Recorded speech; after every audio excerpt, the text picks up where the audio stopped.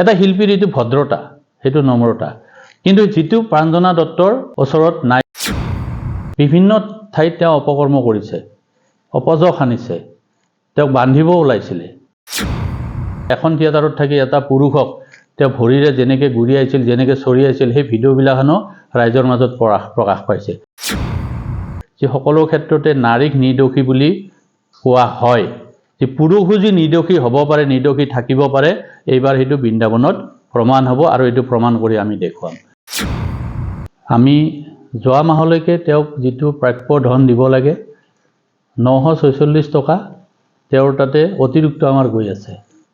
আৰু আমাৰ থিয়েটাৰৰ এগ্ৰিমেণ্ট মতে যিটো চৰকাৰী নিয়ম, আমি টেক্স কাটিব লাগে, টেক্সটো কটা হৈছে আৰু 10% ৰিটেনশ্যন কাটি ৰখা হয়, যিটো বিদায়ৰ সময়ত দিয়া হয়।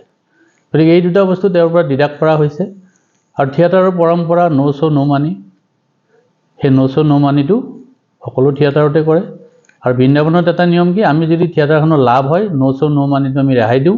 মই আজি ফোনটো চালোঁ, তেওঁৰ কোনো ধৰণৰ মিছ কল মোৰ তাত নাই। আৰু আজি কিছুদিন আগতে ঢালিগাঁও বঙাইগাঁৱত আমাৰ পেণ্ডেল হৈছিলে, আৰু সেই পেণ্ডেলটোত মই প্ৰতি বছৰে যাওঁ, মোৰ যথেষ্ট লগ বন্ধু তাত আছে। সেই 2 দিনে মই থিয়েটাৰৰ শেষলৈকে আছিলোঁ, ছেকেণ্ড ডে লাষ্ট ডে। গোটেইখিনি শিল্পীয়ে মোৰ লগত কথা পাতিছে, কোনো ধৰণৰ অভাৱ অভিযোগ মোক তাত দিয়া নাছিলে। আৰু প্ৰাঞ্জনা দত্তৰ যদি তেনেকুৱা অভাৱ অভিযোগ আছিল, মোক লিখিতভাৱে দিব লাগিছিল, কাৰণ মই ব্যস্ত মানুহ। থিয়েটাৰত মাহত 2 মাহত মই যাওঁ। দুৰ্গা পূজাৰ পৰা, চামতাৰ পৰা তেওঁ যথেষ্ট অশান্তি কৰি আছে, বিভিন্ন ধৰণে আমাৰ অপপ্ৰচাৰ কৰি আছে। কথাবিলাক আমি শুনিব পাইছোঁ, বিভিন্ন শিল্পীয়ে আমাক কৈছে, আৰু যিটো নেকি তেওঁক ভাল পোৱা নাই আমি। আৰু যিটো ব্যৱহাৰ কৰিব লাগে থিয়েটাৰ এখনত, সেই ব্যৱহাৰটো তেওঁৰ পৰা আমি পোৱা নাই।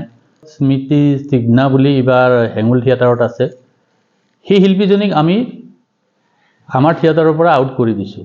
এইকাৰণে আউট কৰি দিছোঁ, তেওঁ যিটো বছৰ আমাৰ তাতে আছিলে, বিভিন্ন ঠাইত তেওঁ অপকৰ্ম কৰিছে, অপযশ আনিছে, তেওঁক বান্ধিব ওলাইছিলে সেই শিল্পীজনীক আমি সম্পূৰ্ণ পইচা আদায় দিয়া আছে, ৰেকৰ্ড আছে।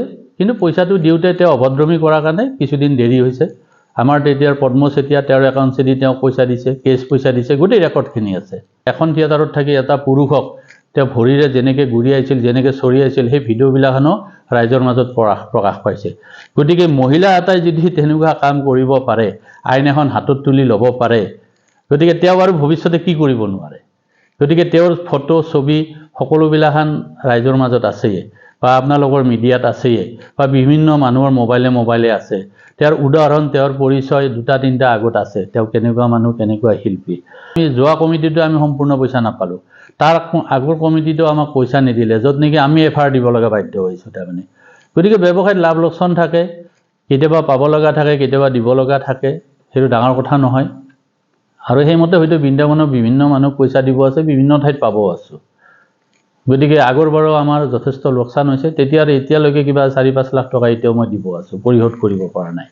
এটা শিল্পীৰ এইটো ভদ্ৰতা, সেইটো নম্ৰতা, কিন্তু যিটো প্ৰাঞ্জনা দত্তৰ ওচৰত নাই বুলি আজি মোৰ অনুভৱ হৈছে। যে সকলো ক্ষেত্ৰতে নাৰীক নিৰ্দোষী বুলি কোৱা হয়, যে পুৰুষো যে নিৰ্দোষী হ'ব পাৰে, নিৰ্দোষী থাকিব পাৰে, এইবাৰ সেইটো বৃন্দাবনত প্ৰমাণ হ'ব আৰু এইটো প্ৰমাণ কৰি আমি দেখুৱাম। ঘৰত আনন্দ আৰু সম্পৰ্কৰ চমক বজাই ৰাখিবলৈ জৰুৰী হৈছে সকলো আনন্দময় মুহূৰ্তত মৰমৰ উপহাৰ দিয়াটো।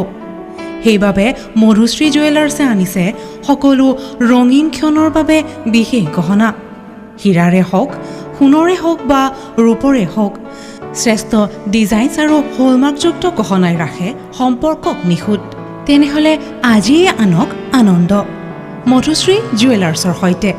যোগাযোগ কৰক 7002800341 নাইবা ভিজিট কৰক LNB ৰোড, নলবাৰী, অসম।